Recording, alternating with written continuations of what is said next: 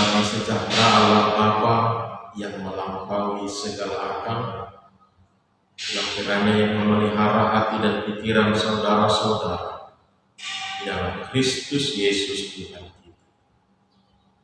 Amin. Shalom Bapak Ibu Saudara, selamat hari Minggu bagi kita semua.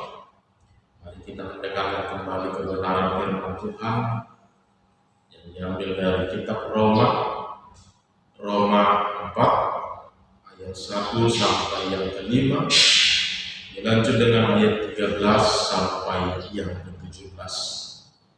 Roma 4 ayat 1 sampai 5, kemudian 13 sampai ke-17. Beginilah firman Tuhan. Jadi, apakah akan kita katakan tentang Abraham, bapa leluhur jasmani kita? Sebab jikalau Abraham dibenarkan karena perbuatannya, maka ia beroleh dasar untuk bermegah, tetapi tidak di hadapan Allah. Sebab apakah dikatakan nas kitab suci? Lalu percayalah Abraham kepada Tuhan, dan Tuhan memperhitungkan hal itu kepadanya sebagai kebenaran. Kalau ada orang yang bekerja, upahnya tidak diperhitungkan sebagai hadiah, tetapi sebagai haknya. Tapi kalau ada orang yang tidak bekerja, namun percaya kepada Dia yang membenarkan orang durhaka, imannya diperhitungkan menjadi kebenaran. Sebab bukan karena hukum Taurat telah diberikan janji kepada Abraham dan keturunannya bahwa ia akan memiliki dunia, tapi karena kebenaran berdasarkan iman. Sebab jika mereka yang mengharapkannya dari hukum Taurat menerima bagian yang dijanjikan Allah, maka sia-sialah iman dan batallah janji itu. Karena hukum Taurat membangkitkan murka, tapi di mana tidak ada hukum Taurat, di situ tidak ada juga pelanggaran. Karena itulah kebenaran berdasarkan iman, supaya merupakan kasih karunia, sehingga janji itu berlaku bagi semua keturunan Abraham, bukan hanya bagi mereka yang hidup dari hukum Taurat, tapi juga bagi mereka yang hidup dari iman Abraham. Sebab Abraham adalah bapa kita semua, seperti ada tertulis, engkau telah kutetapkan menjadi bapa banyak bangsa di hadapan Allah yang kepadanya ia percaya, yaitu Allah yang menghidupkan orang mati dan yang menjadikan dengan firman-Nya apa yang tidak ada menjadi ada. Demikian pembacaan firman Tuhan. Bapak Ibu Saudara yang dikasihi Tuhan kita Yesus Kristus, pernahkah kita merenungkan saudara-saudara tentang apa yang terjadi di dalam kehidupan ini? Seperti misalnya, mengapa tidak semua perbuatan baik itu selalu mendapatkan respon yang baik juga dalam dunia ini?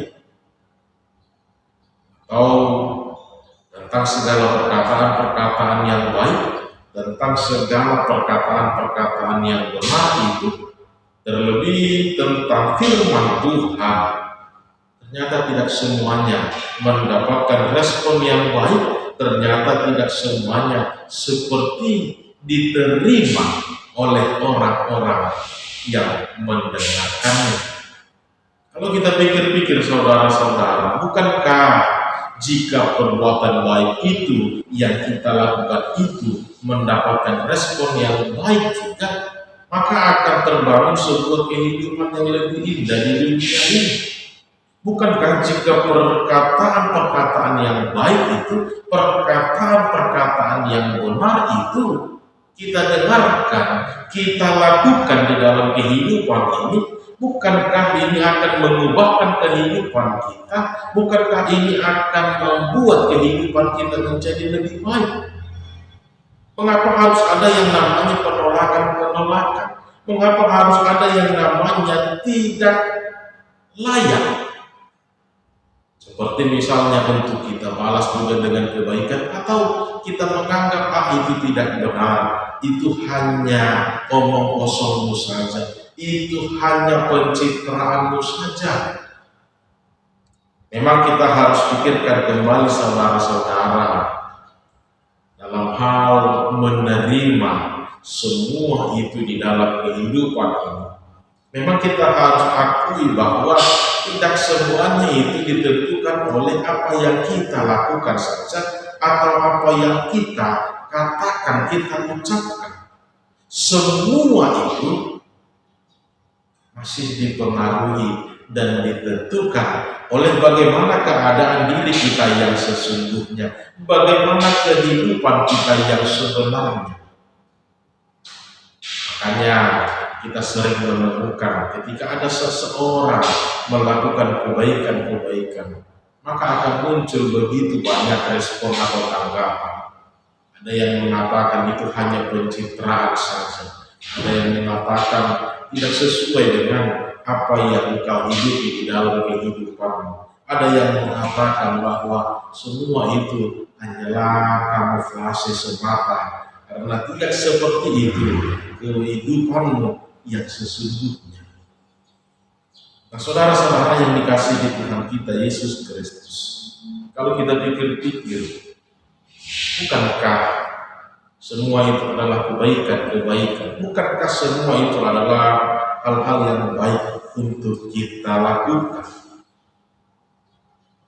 Maka dalam hal inilah kita menemukan kembali bahwa ternyata sebuah kebaikan-kebaikan juga haruslah mendapatkan pembenaran, haruslah mendapatkan pembenaran supaya kebaikan itu boleh melahirkan respon yang baik, supaya kebaikan itu juga boleh melahirkan kebaikan, keutuhan bagi orang lain juga.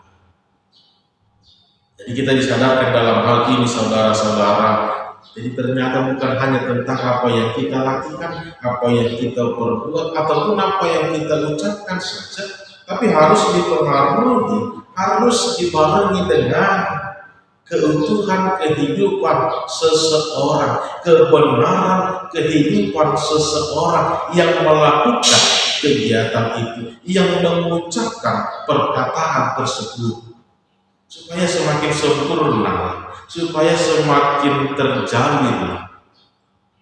Jika kebaikan itu dilahirkan dalam hidup orang yang benar juga, orang yang tulus juga, maka akan melahirkan kebaikan juga bagi orang lain. Ketika perkataan yang baik itu disampaikan oleh orang-orang yang benar-benar, orang-orang yang baik juga, maka pasti orang lain akan menerima kebaikan-kebaikan itu, perkataan-perkataan itu jadi sebuah kebenaran dan dia menghidupinya di dalam kehidupan. Saudara-saudara yang dikasihi Tuhan kita Yesus Kristus, dalam perikop hari ini kita menemukan sebuah pengajaran baru berbicara tentang iman Abraham yang dibenarkan. Iman Abraham yang dibenarkan Allah, yaitu bahwa berbicara tentang iman di hadapan Allah itu ternyata jugalah harus mendapatkan pembenaran dari Allah, jugalah harus mendapatkan pembenaran dari Allah. Bukan hanya berbicara aku percaya, bukan hanya sekedar hadir, bukan hanya sekedar status kita sebagai orang Kristen, tapi kehidupan keberimanan kita itu, tapi bagaimana penghidupan iman kita itu di dalam kehidupan kita sehari-hari. Kita belajar kembali saudara-saudara, sama seperti yang dilakukan Abraham dalam kehidupan. Kita tahu ada begitu banyak janji-janji Allah terhadap Abraham, lebih dalam situasinya yang sudah tidak lagi muda, Allah justru melimpahkan begitu banyak janji-janji kebenaran-kebenaran kepada Abraham yang didasarkan oleh imannya. Salah satunya kita bisa temukan yaitu memberikan keturunan dan menjadikan keturunannya itu begitu banyak. Juga menjadikan Abraham menjadi bapa dari seluruh bangsa-bangsa, bapa segala bangsa. Mungkin ketika janji ini diperhadapkan kepada kita saudara-saudara, dengan keadaan yang sama seperti yang dihadapi Abraham, dengan kondisi tubuh seperti yang dialami Abraham pada saat itu, mungkin kita akan mengatakan dengan memberikan respon, terserahlah Tuhan, terserahlah Tuhan. Kalau Engkau memberikannya, syukur. Tapi kalaupun Engkau tidak memberikannya itu kepada saya, enggak apa-apa. Oh, aku juga sudah tidak mungkin lagi. Aku juga sudah tidak mungkin lagi untuk melakukan semua itu di dalam kehidupan. Janji yang diberikan Allah itu, ini mendapatkan kebenaran dalam diri Abraham, ini mendapatkan kebenaran dari Abraham bahwa ini bukan hanya sebuah perkataan, ini bukan hanya sebuah janji-janji belaka yang seperti disampaikan oleh orang-orang.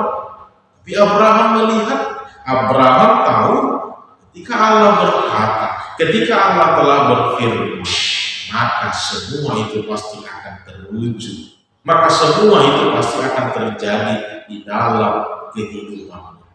Maka dengan kebenaran inilah, dengan kebenaran iman inilah, Abraham kemudian menerima janji itu, bahkan menghidupi janji itu di dalam kehidupannya. Kita melihat saudara-saudara, dalam hatinya dia benar-benar percaya bahwa janji itu akan terwujud. Dalam imannya dia benar-benar percaya bahwa janji itu akan nyata, karena dia tahu Allah yang telah berjanji di dalam kehidupannya. Maka dia selalu mengaminkan janji itu, maka dia selalu mengaminkan kebaikan-kebaikan itu, dia selalu mengaminkan segala hal-hal baik yang dia inginkan di dalam kehidupannya. Dan tentu tidak mengubah sedikit pun, tidak mengubah sedikit pun kebaikan-kebaikan, ketulusan-ketulusan, bahkan kesetiaan imannya itu kepada Allah. Dia tidak pernah mengurangi kebaikan-kebaikan itu. Karena janjinya, karena kebaikan yang dia lakukan ditolak oleh orang lain, dia tidak lagi melakukan kebaikan.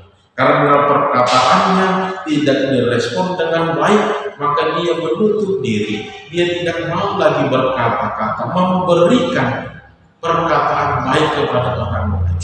Abraham tidak demikian, saudara-saudara. Dia menghidupi iman itu, dia menghidupi janji itu, dan dia mengaminkannya di dalam kehidupannya. Juga menunjukkan di dalam kehidupan sehari-hari tanpa mengurangi sedikit pun apa kebaikan-kebaikan, ketulusan dan kesetiaannya kepada Allah. Justru dia semakin bersemangat, justru dia semakin bersukacita, karena dia tahu Allah yang berfirman kepadanya, Allah yang memberikan janji itu kepadanya, maka dia pasti dibenarkan. Allah pasti akan mewujud menyatakan janji itu. Nah, demikianlah ternyata kita menemukan iman Abraham itu, saudara-saudara. Iman Abraham yang bukan hanya sebatas status, iman Abraham yang bukan hanya sebatas perkataan, tapi kehidupannya yang hidup di dalam iman kepada Allah. Juga dia nyatakan, dia tunjukkan di hadapan Allah dan di hadapan semua orang. Nah saudara-saudara, bentuk iman yang demikianlah ternyata,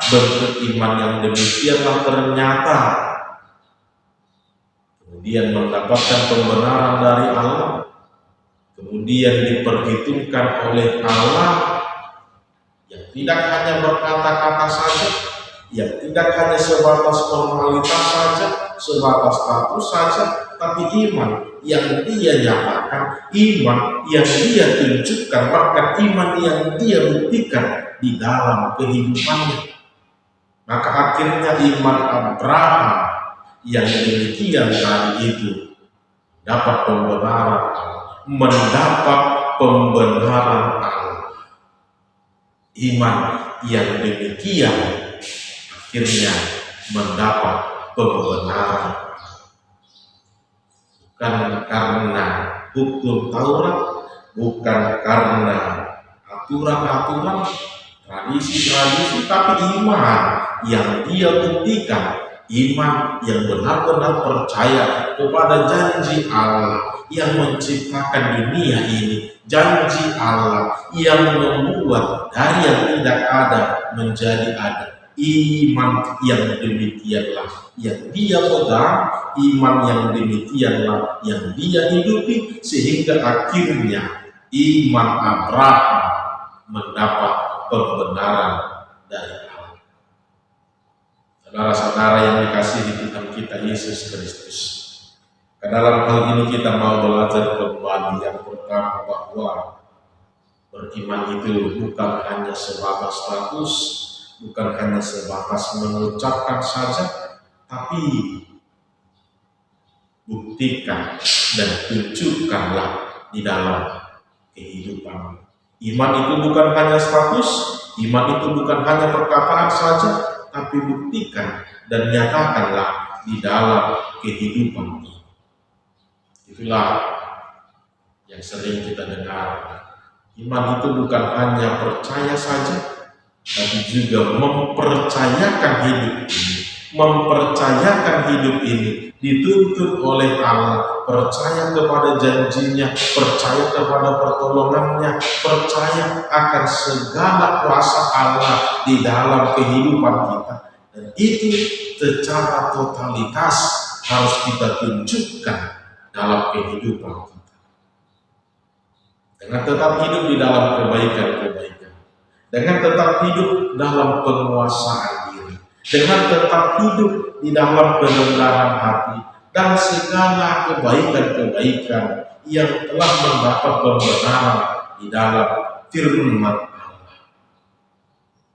Kita harus yakin saudara-saudara, jika Allah sudah memulainya dalam kehidupanmu, ketika Allah sudah memulai dalam kehidupanmu, maka Allah pasti akan mengakhirinya dengan sukacita.